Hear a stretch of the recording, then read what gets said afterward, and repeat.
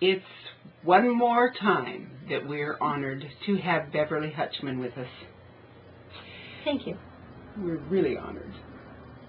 Beverly has her bachelor's degree in family studies in psychology from the Corbin University.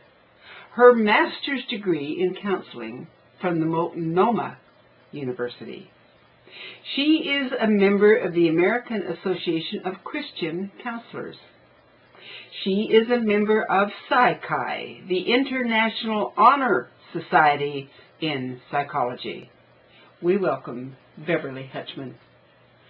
Beverly's topic today is going to be secrets of users, controllers, and cons.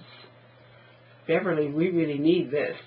Well, we do. Everybody does. Mm-hmm. Those are people who take advantage of us. Right. And they couldn't do it if we were onto what they were doing.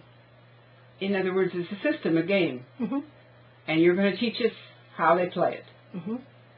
It's a big topic. People who take advantage of others look for people to victimize. They look for certain kinds of people. People they think will be easy to manipulate. People who are very concerned about what other people think. People who are not paying attention to their environment.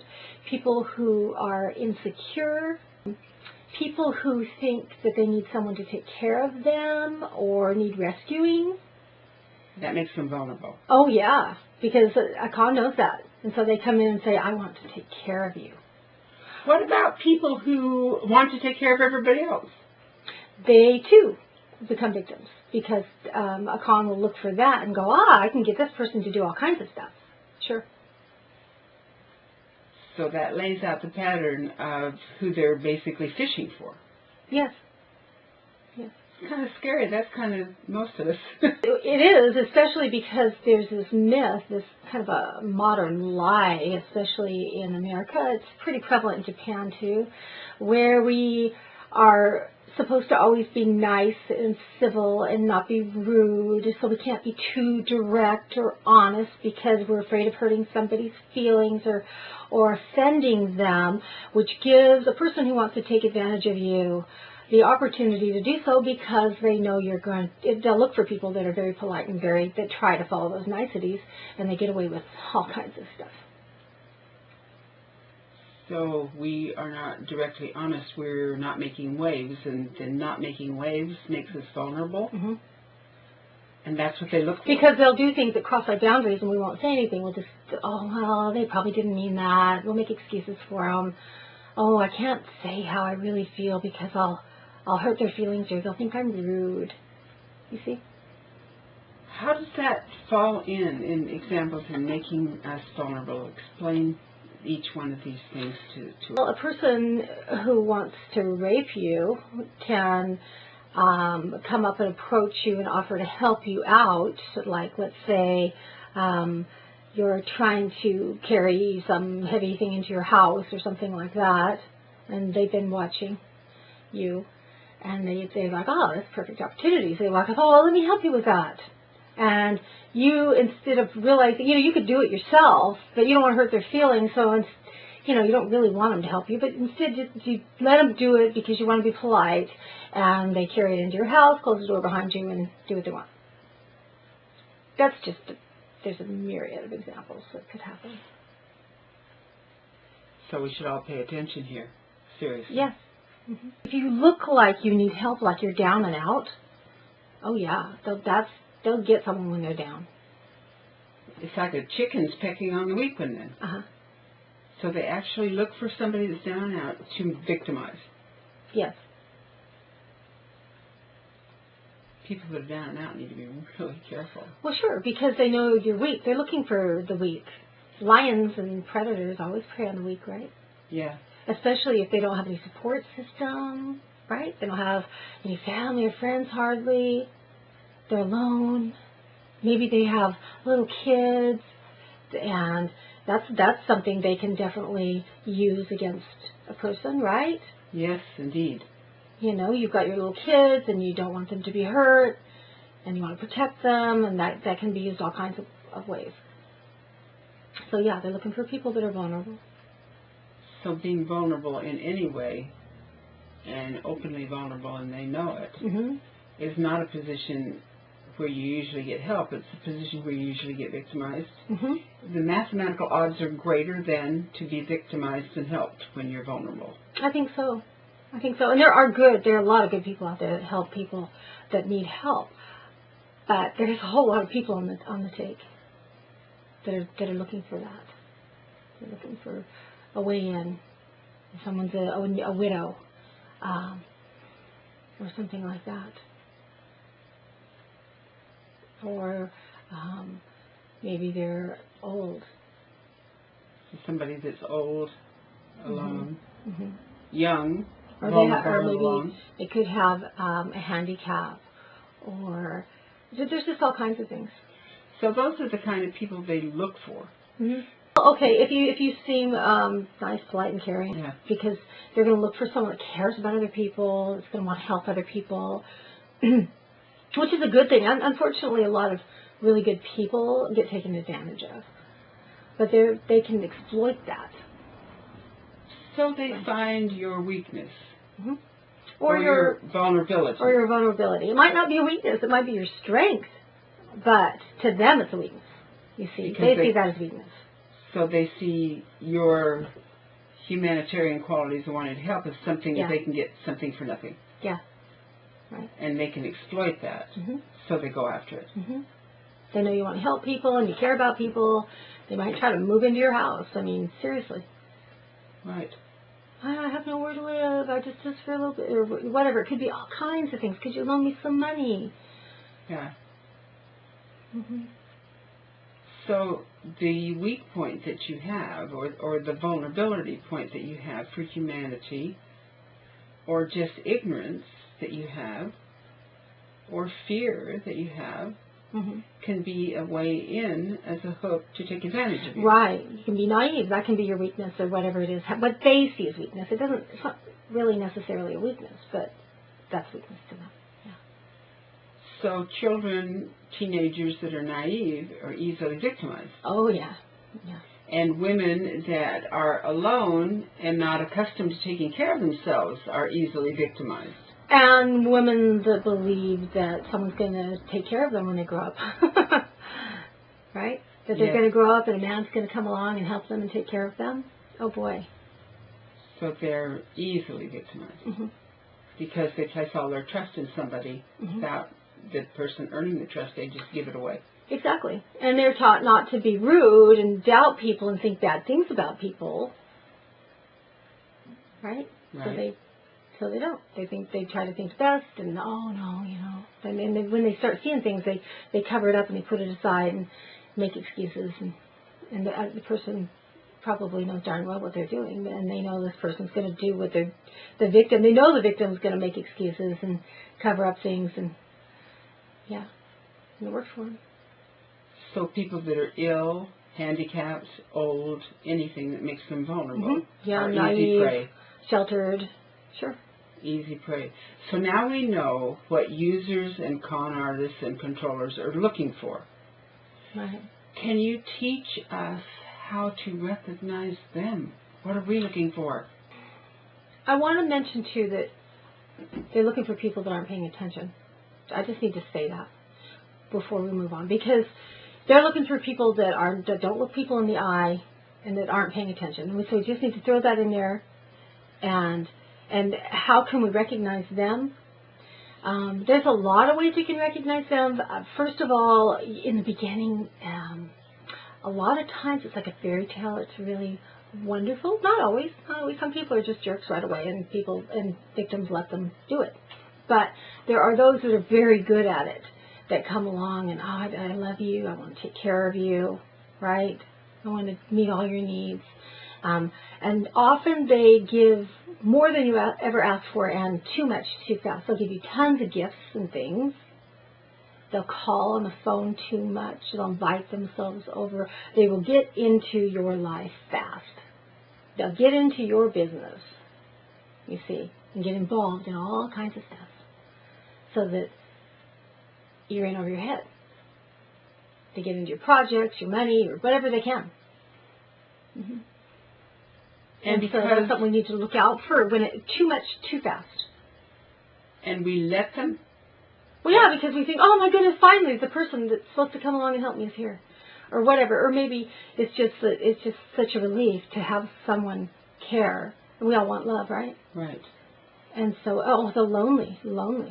It can also get victimized a lot. The lonely. Mm-hmm. Isn't it true that people in general respond and trust to people who they think care about them? I mean, people, yes. If someone likes you, you tend to trust that person, is what I'm saying. Not only that, but you really like them back, too. And a lot of these people will actually love that person because they think they love them. Right. And, yeah, and they know that. Other things that we need to watch for are unsolicited promises, like them promising to do things you never asked them to do. And sometimes they do things you didn't ask them to do. They'll just come in and do something in your house or something without you even, just random things that you didn't ask for and maybe didn't even want. And now all of a sudden you're like, well, thanks, and you don't want to be rude, so you don't tell them that you really didn't want them to do that. But they have a motive. And the motive is? To make you feel indebted to them. Wow, now you've got a debt. Mm-hmm. For something you didn't ask for. Right. So, they do you a favor, allegedly, want it or not, and you're indebted to them. Mm-hmm. At least according to them. Mm-hmm. They believe it. Mm-hmm. You owe them. So you feel guilty. That's what they want you to feel. Usually it works. Usually they can get the person to feel guilty about it. And like they owe them, even though they don't really want it, and they have to be nice, and they don't tell them, I really don't like this thing they did. But, they went to all this trouble and they're trying to be nice, so, yeah. So the person that is trying to be sweet and nice and ignorant and uninformed are starting to sound the same from the con man's eyes. Mm-hmm. In other words, if somebody is nice and doesn't make waves, they're easily victimized because they're going to try to be nice. Mm-hmm. And say nothing. Mm-hmm. Isn't that the way most women are taught, that that's the correct way to be a lady? Yes. So yeah, we're perfect victims. So it's easier yes. because of our cultural upbringing per capita to victimize women. And children, because children are also taught to be nice and not to talk back and to make other people happy and all that too. So women and children are much easier victimized because we tend to not make waves mm-hmm. and try to make everybody happy to get along. Mm-hmm. And it's not only men that victimize, that mind you. There are women that do this too, to other women and children. Absolutely. So they pretend to care about them so they can take advantage of them. Mm-hmm. And what kind of advantages do they take? Their house, their business. It's true. In other words, there's no limits here on what they'll take. They get into their life, and they take everything they can. What they can, yeah. Their husband, sure. They're really just thieves and leeches, it sounds like. Yeah, and they really believe that everybody else is stupid. If you believe in them, they think you're stupid. Absolutely. So they have no respect for you at all. So you deserve whatever they can do to you because you're stupid. Mm-hmm. And that they believe. Mm-hmm. So they have no respect. They not only don't... Or no, they don't have any remorse either. Right. That's awful. Mm-hmm. So no remorse, no respect. No, nothing. Just because they figure you're dumb enough to believe in them, you need to be taken advantage of. And most of these people have antisocial characteristics, for sure, as you can probably tell, and narcissistic stuff going on. But there's far more people that have those traits than most people realize. I think that almost everybody I've ever met knows somebody like that. Mm-hmm. Yeah. Yeah. It's so prevalent that they were talking about taking out narcissism from the new DSM-5. For? Because it's become so common in America that they think that it's not a disorder anymore. That's pretty bad. Yeah, that's pretty bad. So when we're more in love with ourselves and more concerned with ourselves than anyone else on earth, Selfish, and selfish and don't care about other people, it's so, quote, unquote, normal in America that we're going to call it normal and not a disorder anymore. Uh-huh. But isn't it true that the distance between the empowered and the disempowered is the same proportion of the abuse and violations of human rights? In other words, the greater the distance between the one who thinks they have all the rights and that person that has no rights, the greater the distance, the more the abuse, mathematically. Well, yeah, the more, like, let's say, a parent who is abusive. Right. And takes advantage of their children and just constantly berates them and treats them terrible and beats them and works them or whatever they might do to them, sexually abuse them, whatever they might be doing. They hold all the power because they have control over the food, their house. They do. What can a little kid do? Right. Where are they going to go? Right. Nowadays, a teenager, when they run away from these situations, they get a record as a runaway and they become a criminal. Wow. Yeah. So unless you can prove it, and usually they can't, that would be an example of a big power differential. But in our culture, when you said the child runs away and because of the law they become a criminal, in our culture, abused people are quite frequently looked down upon like it was their fault. It's a cultural thing. Yes, like something's wrong with them. Amazing. Yes, it is. So quite frequently when somebody comes out of an abusive situation, they look down on the person that was abused and like, well, yeah, but what about looking down on the abuser? Exactly. Instead of saying, shame on them. Shame on them for being that way, for hurting this person. Exactly. And that's what we should be doing. What is it in human nature that makes people choose to back and support the one that's powerful rather than the one that's humane? Fear. Because they figure if they side with the one that they think has the power, then they're less likely to become a victim. That isn't true, though. I know. I know. And that's just not true. That just means you're willing to be their victim already. Yeah. But it happens all the time. People aren't aware of what they do when they make those choices. No. They're not aware that they're saying, okay, I submit to you. Right. Because I want to be on your side so so I don't become like the person you're abusing, because they don't want to be that person. Not everybody does it. There are very strong people in this world sometimes even kids that stand up against very violent people or parents and say, stop that, stop hurting this other person. Right. And they're very, very brave. Unfortunately, it doesn't usually do them a whole lot of good, but they're very brave. I think that we don't stand up as a nation or as individuals for what we really know is right often enough, because I think the larger percentage, and correct me if I'm wrong, of the populace is still feeling like they're still that vulnerable child, and they need to go along with who is ever the biggest or has the most money or the most power. Right. And I think that we see that everywhere we look in society. Mm-hmm. And so we wonder why the victimization is expanding, and it is expanding. Mm-hmm. It is expanding. Oh, definitely. Yeah, it's always been there. At the Oregon State Penitentiary, I worked there with a lot of high-risk maximum security men. That's all I worked with, actually. I never worked with women. But it became very clear, I worked under the chaplain there, that they paid attention to every little detail of everybody else. They watch every move you make, everything you do, everything you say. And they have a lot of time on their hands, so they get really, really good at it. Okay? So when a person like that, they take advantage of people in prison too. Prisoners take advantage of prisoners for certain. They do. Yes, they do. They do. And it's terrible. It's like the worst of the worst. But when they are released, they bring those skills out with them that were honed over time of noticing everything.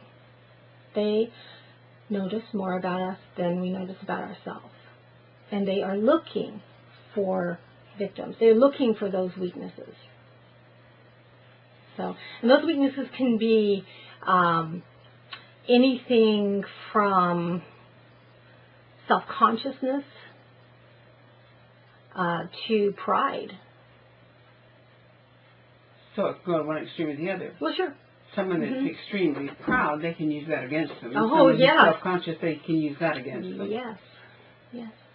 So, Or if you're worried about your brother, they can use that too. Right? Right. So they're looking, you know, and they're listening. They're listening. They used to always say, and it's true, that the walls have ears in prison. And it's true. They hear everything. They see everything. And they remember it. So they remember your weaknesses, and upon that weakness they will prey. Mm-hmm. Yeah. Your vulnerability. Where's your Achilles heel? Yeah. Give us some examples of exactly how they do that. They may overhear you talking about your personal life, which you should never do. Just by the way. You don't need to be talking about your personal life to anybody you don't know really well. Right. But people do it all the time. And in prison, you probably aren't talking to a prisoner about your personal life, but they may overhear you talking about your personal life to somebody else.